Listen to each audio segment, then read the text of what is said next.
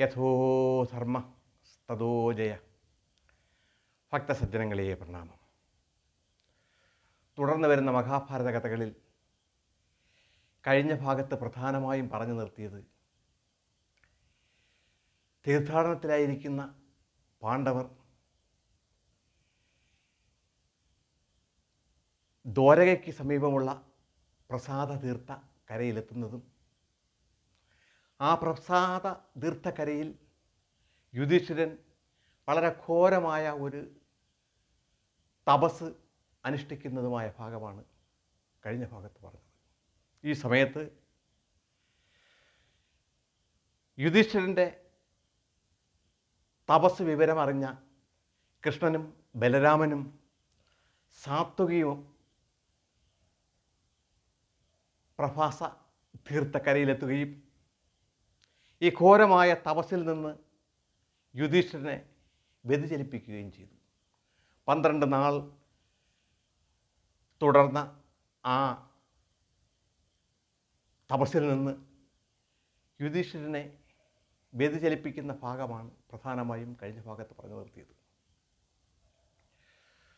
തുടർന്ന് കൃഷ്ണനും ബലരാമനും സാത്വകിയുമൊക്കെ യുധിഷ്ഠിരനെയും പാണ്ഡവരെയും ആശ്വസിപ്പിച്ചതിന് ശേഷം അവിടെ നിന്ന് ദ്വാരകയിലേക്ക് പോവുകയും യുധിഷ്ഠിരനും പാണ്ഡവരും ലോമശ മഹർഷിയുടെ നേതൃത്വത്തിൽ അവിടെ നിന്ന് പയോഷ്ണി നദീതീരത്തേക്ക് പോവുകയും ചെയ്തു. പയോഷ്ണി നദിക്ക് അക്കാലത്ത് ഒരു പ്രത്യേകതയുണ്ടായിരുന്നു. മുൻകാലങ്ങളിൽ മുതൽ അമൃത് കലർന്ന ജലമാണ് പയോഷ്ണിയിൽ ഒഴുകുന്നത് എന്നാണ് അറിയപ്പെട്ടിരുന്നത്.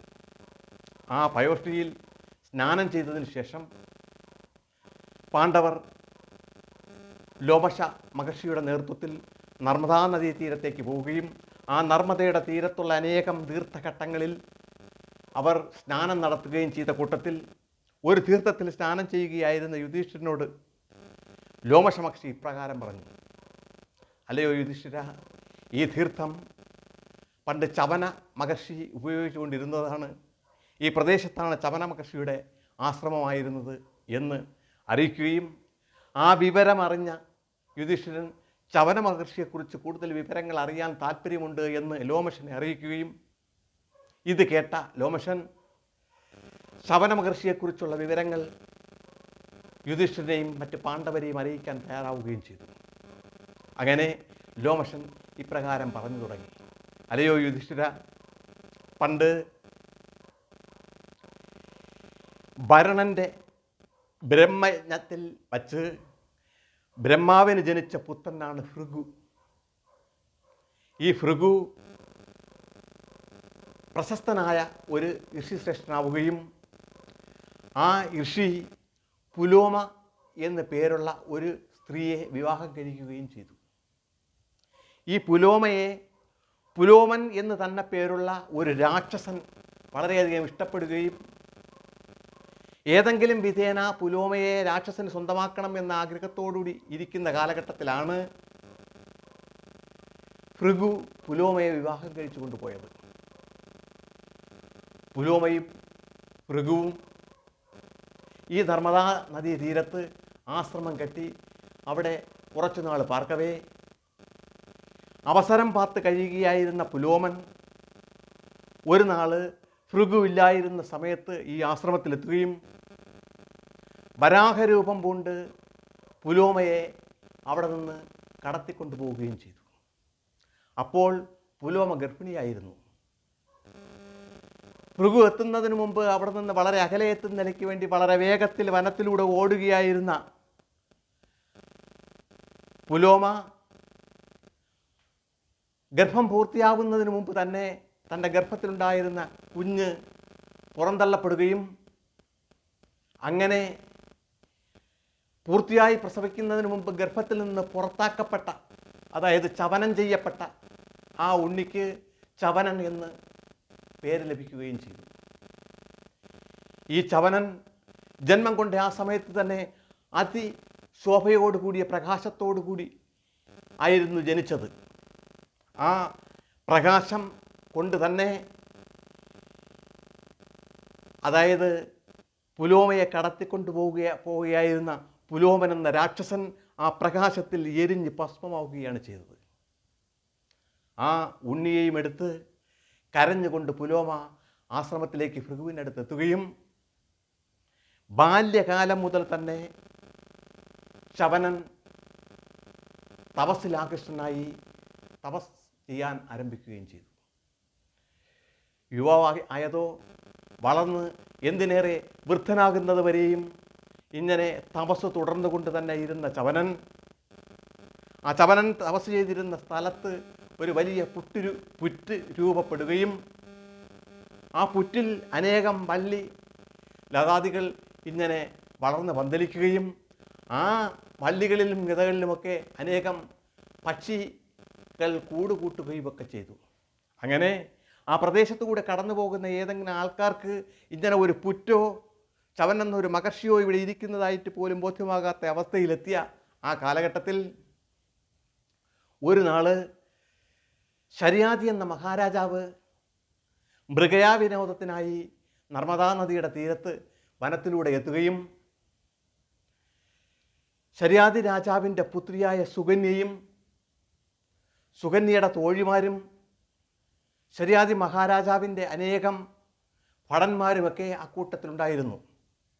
നായാട്ട് മാത്രമല്ല, വിനോദവും കൂടെ ഉൾപ്പെടുത്തി ആ വനത്തിലൂടെ നദീതീരത്തൂടെ അങ്ങനെ ഉല്ലസിച്ച് നടക്കുകയായിരുന്ന അവരിൽ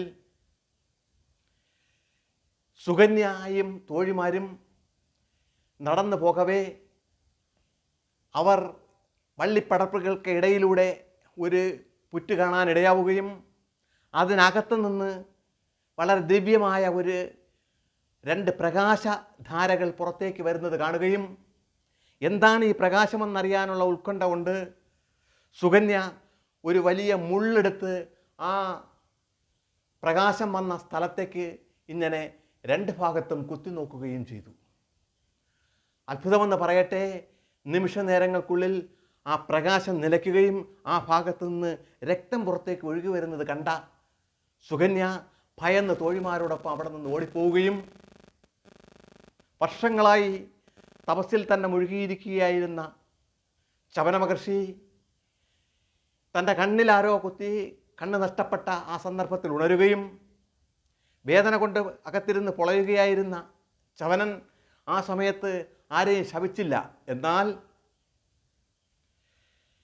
ശരിയാതി മഹാരാജാവിനോടൊപ്പം ഉണ്ടായിരുന്ന അനേകം ഭടന്മാർക്കും ആൾക്കാർക്കുമെല്ലാം ആ സമയം മുതൽ മലമൂത്ര തടസ്സമുണ്ടാവുകയും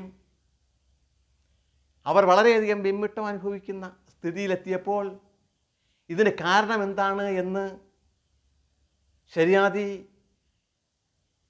തന്നോടൊപ്പം ഉണ്ടായിരുന്ന ഒരു ശ്രേഷ്ഠനോട് വിവരമന്വേഷിക്കുകയും അദ്ദേഹം ഈ പ്രദേശത്തെവിടെയോ ആണ് ചവൻ എന്ന അതിശ്രേഷ്ഠനായ ഋഷിവര്യൻ തപസ്സനുഷ്ഠിക്കുന്നതെന്നും ആ ചവന മഹർഷിക്ക് ഏതോ വിധത്തിലുള്ള ദുർഘടം ആരോ മുഖേന ഉണ്ടാക്കപ്പെട്ടിരിക്കുന്നുവെന്നും ആ ചവന മഹർഷിക്കുണ്ടായ ദുഃഖത്തിൻ്റെ കാരണമാണ് ഈ ആൾക്കാർക്കെല്ലാം ഇങ്ങനെ അനുഭവിക്കാനുള്ള സ്ഥിതി ഉണ്ടായത് എന്ന് മഹാരാജാവിനെ അറിയിക്കുകയും എന്നാൽ ചവന മഹർഷിയെ ഉപദ്രവിച്ചത് ആരാണ് എന്ന് ശരിയാതി മഹാരാജാവിന് മനസ്സിലാകാതിരിക്കുകയും ചെയ്ത സന്ദർഭത്തിൽ ഇത് കേട്ട സുകന്യ മുന്നോട്ട് വന്ന് നടന്ന സംഭവങ്ങൾ പിതാവിനെ അറിയിക്കുകയും അറിയാതെ ചെയ്തു പോയതാണ് എന്ന് പിതാവിനോട് പറയുകയും ചെയ്തു. ഈ സന്ദർഭത്തിൽ ശരിയാതി മഹാരാജാവ് തൻ്റെ ഭൃത്യന്മാരെ കൊണ്ട് ശവനമഹർഷിയിരിക്കുന്ന പ്രദേശത്ത് പോയി ആ പുറ്റിനെ പൊട്ടിച്ച് ചവനൻ്റെ കാൽക്കൽ ശരിയാതി വീണ് മാപ്പ് അപേക്ഷിക്കുകയാണ് ഉണ്ടായത്. അല്ലയോ മഹർഷിയെ, എൻ്റെ പുത്രി അറിയാതെ ചെയ്തു പോയതാണ്. ഇതിനകത്ത് അങ്ങ് ഉണ്ട് എന്ന കാര്യം അവൾ അറിഞ്ഞുകൊണ്ട് ചെയ്തതല്ല. അവളോട് പൊറുക്കണമെന്നും അങ്ങേക്കുണ്ടാകുന്ന വൈഷമ്യത്തിൻ്റെ ഭാഗമായി എന്നോടൊപ്പമുള്ള സർവ്വ പ്രജകൾക്കും ഇതാ ഈ രീതിയിൽ വൈഷമ്യങ്ങൾ അനുഭവിക്കുന്നു, അതിനെ മാറ്റിത്തരണമെന്നും അപേക്ഷിച്ച മഹാരാജാവിനോട് ശവനൻ ഇപ്രകാരം പറഞ്ഞു: അല്ലയോ മഹാരാജാവേ, അങ്ങയുടെ പുത്രി വെറും സാധുവാണ് എന്ന് അങ്ങേക്ക് തോന്നാം, പക്ഷേ അവൾ ഒരു അഹങ്കാരിയാണ്. അതിനാൽ 2 കണ്ണുകളും നഷ്ടപ്പെട്ട എനിക്കൊരു സഹായിയില്ലാതെ ജീവിക്കാൻ കഴിയില്ല എന്ന വസ്തുത നിലനിൽക്കെ അവളെ താങ്കൾ എനിക്ക് വിവാഹം കഴിച്ചു തന്നാൽ ഞാനിത് ക്ഷമിച്ചു കൊള്ളാം എന്ന് മഹാരാജാവിനോട് ശബന മഹർഷി പറയുകയും, എന്നാൽ ഇത് കേട്ട ശര്യാദി മഹാരാജാവ് ഞെട്ടി തരിച്ചു പോവുകയാണ് ഉണ്ടായത്. കാരണം അതീവ സുന്ദരിയും യുവതിയുമായ തൻ്റെ പുത്രിയെ പടുവൃദ്ധനായ ഈ ഋഷിവര്യന് വിവാഹം കഴിച്ചു കൊടുക്കുക എന്ന കാര്യം ചിന്തിക്കാൻ പോലും കഴിയാതിരുന്ന മഹാരാജാവ് എന്നാൽ എതിർത്ത് ഒരു വാക്കും പറയാൻ അദ്ദേഹത്തിന് കഴിഞ്ഞതുമില്ല. അങ്ങനെ എതിർക്കാൻ ഇടയായാൽ, ശബന മഹർഷി ഒരു വാക്ക് ഒന്ന് ശപിക്കാനിടയായാൽ രാജാവും പുത്രിയും എന്ന് മാത്രമല്ല ആ രാജ്യവും പ്രജകളുമെന്ന് തന്നെ ഒന്നും തന്നെ ഇല്ലാതാവും എന്ന വസ്തുത അറിയാവുന്ന മഹാരാജാവ് തൽക്കാലം പുത്രിയോട് ആലോചിക്കട്ടെ എന്ന് പറഞ്ഞ് അവിടെ നിന്ന് പുത്രിയും മറ്റ് രാജകിങ്കരന്മാരും തോഴിമാരുമൊക്കെ വിശ്രമിക്കുകയായിരുന്ന സ്ഥലത്തേക്ക് പോവുകയാണ് ഉണ്ടായത്. അവിടെ ചെന്ന് പുത്രിയോട് ഈ വിവരം പറയാനുള്ള ധൈര്യം പോലും ഇല്ലാതെ മടിച്ച് ഇരിക്കുകയായിരുന്ന മഹാരാജാവിൻ്റെ അടുത്തെത്തി പുത്രി എന്താണ് സംഭവിച്ചത്, ഋഷിവര്യൻ എന്താണ് പറഞ്ഞത് എന്ന് ചോദിക്കുകയും, അങ്ങനെ ശബന മഹർഷിയുടെ അഭിപ്രായം മഹാരാജാവ് പുത്രിയായ സുകന്യയോട് പറയുകയും, ഇത് കേട്ട സുകന്യ യാതൊരു മടിയും കൂടാതെ മഹാരാജാവിനോട് പറഞ്ഞു, അല്ലയോ പിതാവേ, അങ്ങൊന്നുകൊണ്ടും വ്യസനിക്കേണ്ട കാര്യമില്ല. കാരണം അറിയാതെയാണെങ്കിലും ഞാൻ ചെയ്ത തെറ്റിൻ്റെ ഫലം ഞാൻ തന്നെ അനുഭവിക്കേണ്ടതാണ്. ആരും ആശ്രയമില്ലാതെ വൃദ്ധനായ 2 കണ്ണുകളും നഷ്ടപ്പെട്ട ആ ഋഷിവര്യനെ ശുശ്രൂഷിക്കേണ്ടത് എൻ്റെ കർത്തവ്യമാണ്. ഞാനതിന് പൂർണ്ണമായും തയ്യാറാണ്. അങ്ങ് ഒരു മടിയും കൂടാതെ എന്നെ ശബന മഹർഷിക്ക് നൽകിയാലും എന്ന് പറയുകയും, മറ്റ് മാർഗങ്ങളില്ലാതെ ശര്യാദി രാജാവ് സുകന്യയെ ശബന മഹർഷിക്ക് നൽകുകയും ചെയ്തു. അതിനുശേഷം ശര്യാദിയും പരിവാരങ്ങളും അങ്ങ് രാജകൊട്ടാരത്തിലേക്ക് പോയി. 2 കണ്ണുകളും നഷ്ടപ്പെട്ട ശബന മഹർഷിയെ സുകന്യയുടെ പ്രയത്നത്താൽ ഒരാശ്രമം കെട്ടി 2 പേരും ആ ആശ്രമത്തിൽ കഴിയുകയും ദിവസവും രാവിലെ മുതൽ വനത്തിലെത്തി വനത്തിനുള്ളിലേക്ക് പോയി ഫലമൂലാദികൾ ശേഖരിച്ച് കൊണ്ടുവന്ന് കണ്ണുകൾ കാണാത്ത വൃദ്ധനായ ശബന മഹർഷിക്ക് നൽകുകയും രാത്രിയാവുമ്പോൾ 2 കാലുകളും തടവി ശബന മഹർഷിയെ ഉറക്കിയതിനു ശേഷം ആ കാൽക്കൽ കിടന്ന് അവൾ സുകന്യ ഉറങ്ങുകയും ചെയ്ത് നാളുകൾ അങ്ങ് കടന്നുപോയി. അങ്ങനെ ഇരിക്കെ ഒരു നാൾ ആശ്രമത്തിന് പരിസരത്തുള്ള തീർത്ഥത്തിൽ സുകന്യ കുളിക്കുകയായിരുന്നു. ഈ സന്ദർഭത്തിൽ അതുവഴി കടന്നു പോവുകയായിരുന്ന ബ്രഹ്മ അശ്വനീദേവന്മാർ ഈ വനത്തിൽ തടാകത്തിൽ സുന്ദരിയായ ഒരു സ്ത്രീ ഒറ്റയ്ക്ക് കുളിക്കുന്നത് കണ്ട് ഇതാരാണെന്ന് അന്വേഷിക്കുന്നതിലേക്ക് വേണ്ടി അവിടെ ഇറങ്ങുകയും ആ യുവതിയോട്, നീ ആരാണ്, നിന്നെ കണ്ടിട്ട് നീ ഒരു രാജകുമാരിയാണെന്ന് തോന്നുന്നുവല്ലോ, ഈ വനമധ്യത്തിലെ തടാകത്തിൽ ഒറ്റയ്ക്ക് എന്തിനാണ് നീരാടാനെത്തിയത് എന്ന് ചോദിക്കുകയും, ഞാൻ ശര്യാദി മഹാരാജാവിൻ്റെ പുത്രിയാണെന്നും ഇപ്പോൾ ശബന മഹർഷിയുടെ പത്നിയാണെന്നും അശ്വനീദേവന്മാരെ സുകന്യ അറിയിക്കുകയും, ഇത് കേട്ട അശ്വനീദേവന്മാർ പരിഹസിച്ചുകൊണ്ട് സുകന്യയോട് പറഞ്ഞു, ആ പടുവൃദ്ധൻ്റെ ഭാര്യയായി ജീവിക്കാൻ നീ എന്തിന് തയ്യാറാവുന്നു? നീ അദ്ദേഹത്തെ ഉപേക്ഷിച്ചിട്ട് ദേവന്മാരായ നമ്മളിൽ ആരെയെങ്കിലും ഒരാളിനെ വേലി കഴിക്കൂ, നമുക്ക് ദേവലോകത്തേക്ക് പോകാം എന്ന് പറയുകയും, എന്നാൽ നിങ്ങൾ അതിനെക്കുറിച്ച് ഉത്കണ്ഠപ്പെടേണ്ട കാര്യമില്ലെന്നും എൻ്റെ പൂർണ്ണമായ സന്മനസ്സോടുകൂടിയാണ് ശബന മഹർഷിയുടെ പത്നിയായി ഞാൻ കഴിയുന്നതെന്നും ഞാനതിൽ സംതൃപ്തയാണ് എന്നും അശ്വിനി ദേവന്മാരെ അറിയിച്ചു. ഇത് കേട്ട് കഴിഞ്ഞപ്പോൾ അശ്വിനി ദേവന്മാർ സുകന്യയുടെ ആ പാതിവൃത്യ സ്വഭാവത്തിൽ സംപ്രീതരായ അവർ ഒരു ഉപാധി പറഞ്ഞു. അല്ലയോ സുകന്യ, സുകന്യേ, നിനക്ക് നമ്മൾ ഒരു അവസരം കൂടെ നൽകാം. പടിവൃദ്ധനായ നിൻ്റെ ഭർത്താവിനെ നമ്മളെപ്പോലെ ഒരു സുന്ദരനാക്കാം. അദ്ദേഹം നമ്മളെപ്പോലെ സുന്ദരനായതിനു ശേഷം ഒരുപോലിരിക്കുന്ന നമ്മൾ 3 പേരിൽ നിനക്കിഷ്ടമുള്ള ഒരാളിനെ വേലി കഴിക്കാൻ നീ സമ്മതമാണെങ്കിൽ അദ്ദേഹത്തെ യുവാവാക്കി തരാൻ നമ്മൾ തയ്യാറാണ് എന്ന് പറഞ്ഞു. എന്നാൽ തൻ്റെ ഭർത്താവായ ശവന മഹർഷിക്ക് ഇത് ഇഷ്ടമാണെങ്കിൽ ഞാനതിന് തയ്യാറാണ് എന്ന് പറയുകയും സുകന്യ നേരെ ശവന മഹർഷിയുടെ അടുത്തെത്തി ഈ വിവരം ചവനെ അറിയിക്കുകയും ചെയ്തു.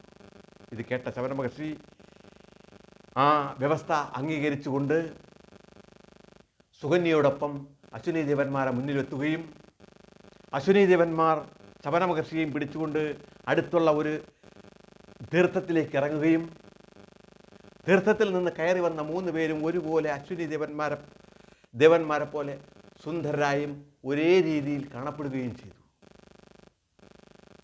ഒരു വ്യത്യാസവുമില്ലാത്ത സുന്ദരനും സുമുഖനുമായ 3 ദേവന്മാർ ഒരുമിച്ച് നിൽക്കുന്നത് കണ്ടിട്ട് സുകന്യ തൻ്റെ പാതിവൃത്തം കൊണ്ട് ഈ അശ്വിനി ദേവന്മാരെ തന്നെ മനസ്സുകൊണ്ട് ധ്യാനിച്ചു. അല്ലയോ അശ്വിനി ദേവന്മാരെ, പതിവ്രതയായ എനിക്ക് പതിയെ അല്ലാതെ മറ്റൊരാളെയും സ്വീകരിക്കാൻ നിവൃത്തിയില്ല. നിങ്ങൾ തന്നെ എൻ്റെ പതിയെ മനസ്സിലാകത്തക്ക രീതിയിൽ ഒന്ന് അടയാളം കാണിച്ചു തന്നാലും എന്ന് മനസ്സുകൊണ്ട് പ്രാർത്ഥിക്കുകയും ഇത് മനസ്സിലാക്കിയ അശ്വിനി ദേവന്മാർ തന്നെ ശവന മഹർഷിയിലേക്ക് ഒരു അടയാളം കാണിക്കുകയും അത് പ്രകാരം സുകന്യ ശവനെ തന്നെ സ്വീകരിക്കുകയും അവർ സന്തോഷമായി പിരിയാൻ സമയത്ത് ശവന മഹർഷി ഇപ്രകാരം അശ്വിനി ദേവന്മാരോട് പറഞ്ഞു. അല്ലയോ അശ്വിനി ദേവകളെ, നിങ്ങൾ എനിക്ക് നൽകിയ ഈ ഉപകാരത്തിന് പ്രത്യുപകാരമായി ഞാൻ നിങ്ങൾക്ക് എന്തെങ്കിലും ചെയ്യാതിരിക്കുകയില്ല. പ്രധാനമായും നിങ്ങൾക്കിപ്പോൾ ആവശ്യം ദേവന്മാർ യാഗങ്ങളിൽ നിന്ന് ലഭിക്കുന്ന ഹവിസിൻ്റെ പങ്ക് ദേവവൈദ്യന്മാരായ നിങ്ങൾക്ക് നൽകാറില്ല. പ്രധാനമായും സോമരസം പാനം ചെയ്യാനുള്ള അവകാശം നിങ്ങൾക്ക് നിഷേധിക്കപ്പെട്ടിരിക്കുന്നത് എനിക്കറിയാം. എന്നാൽ ഇന്ദ്രനും ദേവന്മാർക്കും അർഹതപ്പെട്ട എല്ലാ സ്വാതന്ത്ര്യവും നിങ്ങൾക്ക് നൽകുന്നതിലേക്ക് വേണ്ടിയും ദേവന്മാർ പാനം ചെയ്യുന്ന അതേ സോമരസം നിങ്ങൾക്കും പാനം ചെയ്യാനുള്ള അവസരം ഞാൻ ഉണ്ടാക്കിത്തരും എന്ന് അവരെ അറിയിക്കുകയും ചെയ്തു. ശേഷം തൻ്റെ ജാമാതാവിന് ലഭിച്ച ഈ സൗഭാഗ്യത്തെ അറിഞ്ഞ് ശര്യാതി രാജാവ് ആശ്രമത്തിലെത്തുകയും സുകന്യയും ശവനനും വളരെ സന്തോഷമായി രാജാവിനെ സ്വീകരിക്കുകയും ഏതാനും നാൾ ശര്യാതി ഈ ആശ്രമത്തിൽ പുത്രിയുടെയും ഭർത്താവിൻ്റെയും അതിഥിയായി അവിടെ താമസിക്കുകയും ചെയ്ത സമയത്ത് ഈ ആശ്രമത്തിൻ്റെ പരിസരത്തിൽ ഒരു സോമയാഗം നടത്താൻ രാജാവിനെ കൊണ്ട് സമ്മതിപ്പിക്കുകയും അതുപ്രകാരം ആശ്രമ പരിസരത്ത് തന്നെ സോമയാഗം ആരംഭിക്കുകയും ചെയ്തു. ശവന മഹർഷിയുടെ നേതൃത്വത്തിൽ മുഖ്യ കാർമ്മികത്വത്തിൽ അവിടെ സോമയാഗം നടക്കുകയും ഈ സോമയാഗത്തിൽ നിന്ന് ഹവിസ് സ്വീകരിക്കുന്നതിലേക്ക് വേണ്ടി ഇന്ദ്രനും മറ്റ് ദേവന്മാരും എത്തിയ കൂട്ടത്തിൽ അശ്വിനി ദേവന്മാരും എത്തുകയും യാഗം പൂർത്തിയായതിനു ശേഷം സോമരസം ഇന്ദ്രനും ദേവന്മാർക്കും നൽകിയ കൂട്ടത്തിൽ ശവനൻ നേരിട്ട് സോമരസം അശ്വിനി ദേവന്മാർക്ക് നൽകാൻ ശ്രമിക്കുന്ന സമയത്ത് പെട്ടെന്ന് ഇന്ദ്രൻ അതിനെ തടുത്തുകൊണ്ട്, അരുത്, അശ്വിനി ദേവന്മാരുടെ വൈദ്യന്മാരാണ്, അവർക്ക് ഇതുവരെയും ഞാൻ സോമരസം പാനം ചെയ്യാനുള്ള അവകാശം നൽകിയിട്ടില്ല, അതിനാൽ നീ അത് നൽകേണ്ടതില്ല എന്ന് ശവനോട് പറയുകയും, എന്നാൽ ശവനൻ ഇല്ല, അശ്വിനി ദേവന്മാരും ദേവന്മാരാണെന്നും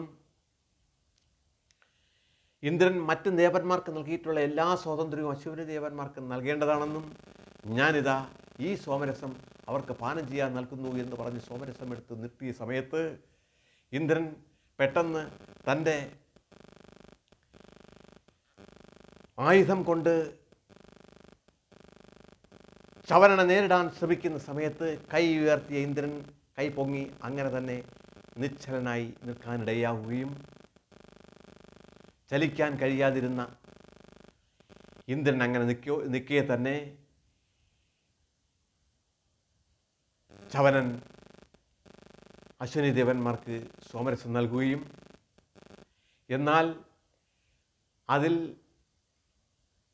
ഇന്ദ്രനോടൊപ്പം മറ്റ് ദേവന്മാർക്കും എതിർപ്പുണ്ട് എന്ന് ബോധ്യമായ സമയത്ത് ആ സോമയാഗം നടന്ന ഹോമകുണ്ഡത്തിൽ നിന്ന് തന്നെ ഒരു അതിഘോരനായ അസുരൻ ഉയർന്നു വരികയും മദൻ എന്ന് പേരുള്ള ആ അസുരൻ ദേവന്മാരെ എല്ലാവരെയും ഇങ്ങനെ ഓട്ടിക്കാൻ തുടങ്ങുകയും ചെയ്തു.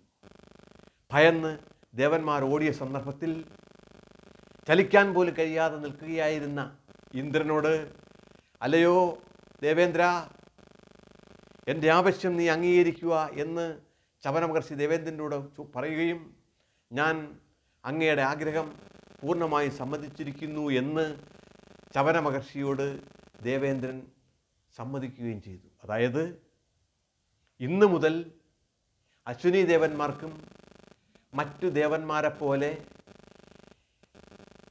യാഗങ്ങൾ നടത്തുന്ന സമയത്ത് അവിടെ ലഭിക്കുന്ന ഹവിസിൻ്റെ പങ്ക് പറ്റുന്നതിലേക്ക് സ്വാതന്ത്ര്യമുണ്ടെന്നും സോമരസം പാനം ചെയ്യാനുള്ള അവകാശം നൽകിയിരിക്കുന്നു എന്നും സമ്മതിക്കുകയും ഇനി ഈ മദൻ എന്ന അസുരനെ കൊണ്ട് ദേവന്മാർക്ക് ഉപദ്രവം ഉണ്ടാവാതിരിക്കുന്നതിലേക്ക് വേണ്ടി മദൻ എന്ന അസുരൻ്റെ ശക്തിയെ നാലാൽ പങ്കുവച്ച് ചൂത് കളിക്കുന്നിടത്തും മദ്യപിക്കുന്നിടത്തും സ്ത്രീകളിലുമൊക്കെ ഇത് നാലാൽ വീതിച്ച് വിട്ടതിന് ശേഷം ചവന മഹർഷിയും സുകന്യയും ആ ആശ്രമത്തിൽ തന്നെ വളരെ ദീർഘനാൾ സന്തോഷമായി കഴിഞ്ഞുകൂടുകയും ദേവന്മാരും ഇന്ദ്രനുമെല്ലാം ദേവലോകത്തേക്ക് പോവുകയും ചെയ്തു. ആ പ്രദേശത്തെ, അതായത് ആ ചവന മഹർഷിയും സുകന്യയും വസിച്ചിരുന്നതും ഈ യാഗം നടന്നതുമായ പ്രദേശം ഇതാണെന്നും ഈ തീർത്ഥത്തെ ഇപ്പോൾ ഭാർഗവീ തീർത്ഥം എന്നാണ് അറിയപ്പെടുന്നതെന്നും ലോമശ മഹർഷി ധർമ്മപുത്രരെയും പാണ്ഡവരെയും അറിയിക്കുകയും ഈ തീർത്ഥത്തിൽ സ്നാനം ചെയ്യുന്നത് വളരെയധികം ശ്രേയസ്കരമാണ് എന്നറിയിച്ചുകൊണ്ട് ആ ചവന മഹർഷിയുടെ കഥ പറയുന്നത് അവിടെ നിർത്തുകയും ചെയ്തു. പ്രിയ സജ്ജനങ്ങളെ, ഈ ഭാഗം ഞാൻ ഇന്നിവിടെ നിർത്തുന്നു. തുടർഭാഗങ്ങളിൽ അടുത്ത് വനവാസത്തിൻ്റെ തുടർക്കഥകൾ നിങ്ങൾക്ക് കേൾക്കാം. ലോകാ സമസ്ത സുഖിനോ ഭവന്തു.